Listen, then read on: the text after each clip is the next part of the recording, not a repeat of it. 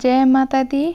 आइए प्रिय भक्तजनों, आज हम त्रयोदशी व्रत यानी कि प्रदोष व्रत की कथा का अति दुर्लभ व पौराणिक कथा का श्रवण करेंगे तथा इस व्रत में ध्यान देने योग्य बातें व इस व्रत के महत्व के बारे में भी मैं आपको जानकारी प्राप्त कराऊंगी तथा प्रदोष व्रत की विधि और प्रदोष व्रत में क्या खा सकते हैं तथा इसकी उद्यापन विधि। इसी के साथ साथ हम यह भी जानने वाले हैं कि क्यों किया जाता है प्रदोष व्रत। एकादशी की तरह ही हर महीने में 2 बार प्रदोष व्रत आता है, जो कि हर शुक्ल और कृष्ण पक्ष की त्रयोदशी तिथि यानी कि 13 को रखा जाता है। त्रयोदशी तिथि की सायंकाल को प्रदोष काल होता है, इसीलिए इसे प्रदोष व्रत भी कहते हैं। यह व्रत महादेव और माता पार्वती को समर्पित है। इस व्रत को भी बहुत प्रभावशाली माना गया है। प्रदोष व्रत में महादेव का पूजन प्रदोष काल में ही किया जाता है। माना जाता है कि प्रदोष काल में महादेव का पूजन करने से सभी देवी देवताओं का आशीर्वाद प्राप्त हो जाता है। साप्ताहिक दिवस सोमवार को आने वाले प्रदोष को सोम प्रदोष कहते हैं, मंगलवार को होने हैं तथा शनिवार के दिन प्रदोष को शनि प्रदोष कहते हैं। वैसे तो त्रयोदशी तिथि ही भगवान शिव की पूजा के लिए सर्वश्रेष्ठ है, परंतु प्रदोष के समय शिव जी की पूजा करना और भी लाभदायक है। प्रदोष काल सूर्यास्त के 1.5 घंटे बाद तक माना जाता है। इसके अलावा प्रदोष काल को खासकर महादेव का पूजन ही किया जाता है। माना जाता है कि इस दिन महादेव का व्रत रखने और प्रदोष काल में विधि विधान से महादेव का पूजन करने से वे प्रसन्न होते हैं और सभी मनोकामनाएं पूरी करते हैं। प्रदोष काल में जो प्रदोष काल को ही ध्यान के लिए और सुषुम्ना नाड़ी को जागृत करने के लिए विशेष समय माना जाता है।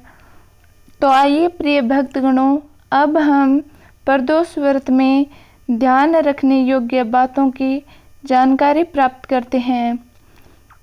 प्रदोष व्रत एक ही देश के 2 अलग अलग शहरों के लिए अलग हो सकते हैं, चूँकि प्रदोष व्रत सूर्यास्त के समय त्रयोदशी के प्रबल होने पर निर्भर करता है तथा 2 शहरों का सूर्यास्त का समय अलग अलग हो सकता है। इस प्रकार उन दोनों शहरों में के प्रदोष का समय भी अलग अलग हो सकता है। कभी कभी ऐसा भी देखने को मिलता है कि प्रदोष व्रत त्रयोदशी के 1 दिन पूर्व अर्थात द्वादशी तिथि के दिन ही हो जाता है।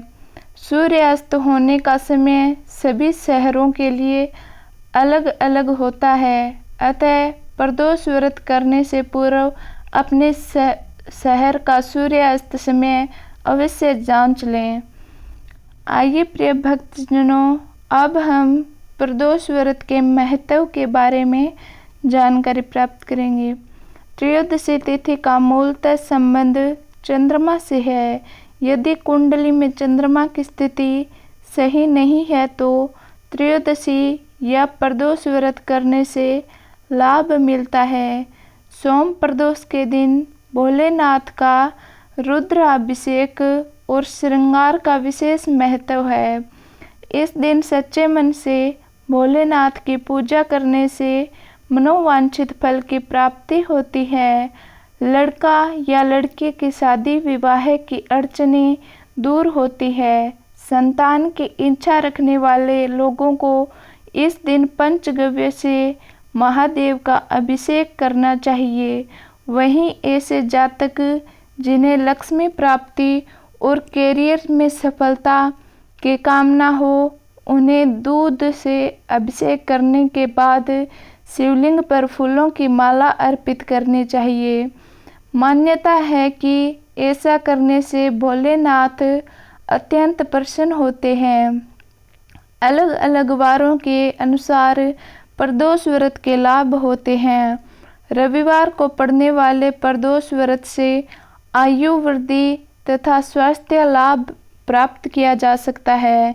सोमवार के दिन त्रयोदशी पड़ने पर किया जाने वाला व्रत आरोग्य प्रदान करता है और इंसान की सभी इच्छाओं की पूर्ति होती है। त्रयोदशी का व्रत हो तो उस दिन के व्रत को करने से रोगों से मुक्ति व स्वास्थ्य लाभ होता है। बुधवार के दिन प्रदोष व्रत हो तो उपासक की सभी कामनाओं की पूर्ति होती है।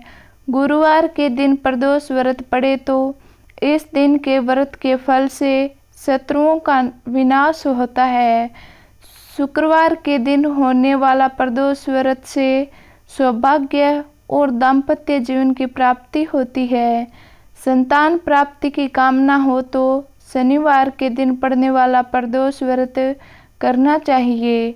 अपने उद्देश्यों को ध्यान में रखते हुए जब प्रदोष व्रत किए जाते हैं तो व्रत से मिलने वाले फलों में वृद्धि होती है। आइए प्रिय भक्तगणों, अब हम प्रदोष व्रत की विधि के बारे में भी जानकारी प्राप्त करेंगे। प्रदोष व्रत करने के लिए मनुष्य को त्रयोदशी के दिन प्रातः सूर्योदय से पूर्व उठना चाहिए। नित्य कर्मों से निवृत्त होकर भगवान भोलेनाथ का स्मरण करें। इस व्रत में आहार नहीं लिया जाता। पूरे दिन उपवास रखने के बाद सूर्यास्त के 1 घंटा पहले स्नान आदि कर श्वेत वस्त्र धारण किए जाते हैं। पूजन स्थल को गंगा जल या स्वस्थ जल से शुद्ध करने के बाद गाय के गोबर से लीपकर मंडप तैयार किया जाता है। अब इस मंडप में 5 रंगों का उपयोग करते हुए रंगोली बनाई जाती है। प्रदोष व्रत की आराधना करने के लिए कुत्सा के आसन का प्रयोग किया जाता है। इस प्रकार पूजन की तैयारियां करके उत्तर पूर्व दिशा की ओर मुख करके बैठे और भगवान शंकर का पूजन करना चाहिए। आइए प्रिय भक्तजनों, अब हम प्रदोष व्रत में क्या खा सकते हैं उसके बारे में जानकारी प्राप्त करेंगे। प्रदोष व्रत यूँ तो निर्जला, इस व्रत में फल आहार सेवन का ही विशेष महत्व है। प्रदोष व्रत पूरे दिन रखा जाता है, इसीलिए इस व्रत में नियमों का पालन बहुत जरूरी है। परंतु शारीरिक रूप से कमजोर, विक्षिप्त या जो व्यक्ति शारीरिक रूप से बहुत कमजोर हैं, वे लोग फल आहार का सेवन प्रदोष व्रत के दौरान कर सकते हैं। व्रत उपवास के समय फल आहार और खाना पीना एक ही बार ग्रहण करें और बार बार मुँह जूठा करके आप व्रत को भंग ना करें। इसीलिए प्रदोष व्रत में इन सब बातों का ध्यान रखें कि आपको क्या खाना है और क्या नहीं खाना है। आइए प्रिय भक्तजनों, अब हम बिना देरी किए त्रयोदशी की अति पौराणिक व दुर्लभ कथा का श्रवण करते हैं।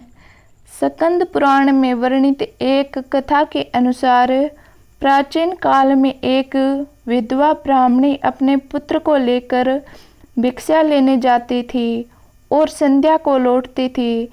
एक दिन जब वह भिक्षा लेकर लौट रही थी तो उसे नदी के किनारे एक सुंदर बालक दिखाई दिया जो विदर्भ देश का राजकुमार धर्मगुप्त था।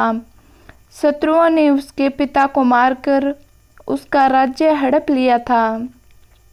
उसकी माता की मृत्यु भी अकाल हुई थी। ब्राह्मणी ने उस बालक को अपना लिया और उसका पालन पोषण किया। कुछ समय पश्चात ब्राह्मणी दोनों बालकों के साथ देवयोग से मंदिर गई। वहाँ उनकी भेंट ऋषि शांडिल्य से हुई। ऋषि शांडिल्य ने ब्राह्मणी को बताया कि जो बालक उन्हें मिला है वह विदर्भ देश के राजा का पुत्र है जो युद्ध में मारे गए थे और उनके माता को ग्राह ने अपने भोजन बना लिया। ऋषि सांडिल्य ने ब्राह्मणी को प्रदोष व्रत करने की सलाह दी। ऋषि आज्ञा से दोनों बालकों ने भी प्रदोष व्रत करना शुरू किया। एक दिन दोनों बालक वन में घूम रहे थे, तभी उन्हें कुछ गंधर्व कन्याएं नजर आई। ब्राह्मण बालक तो लौट आया, किंतु राजकुमार अशुमति नाम की गंधर्व कन्या से बात करने लगे। गंधर्व कन्या और राजकुमार एक दूसरे पिता से मिलवाने के लिए बुलाया। दूसरे दिन जब वह पुनः गंधर्व कन्या से मिलने आया तो गंधर्व कन्या के पिता ने बताया कि वह विदर्भ देश का राजकुमार है। भगवान शिव की आज्ञा से गंधर्वराज ने अपनी पुत्री का विवाह राजकुमार धर्मगुप्त से कराया। इसके बाद राजकुमार धर्मगुप्त ने गंधर्व सेना की सहायता से विदर्भ देश पर पुनः आधिपत्य प्राप्त किया। यह सब ब्राह्मणी और राजकुमार धर्मगुप्त के प्रदोष व्रत करने का फल था। स्कंद पुराण के अनुसार जो भक्त प्रदोष व्रत के दिन शिव पूजा के बाद एकाग्र होकर प्रदोष व्रत कथा सुनता है या पढ़ता है, उसे 100 जन्मों तक कभी दरिद्रता नहीं होती। वह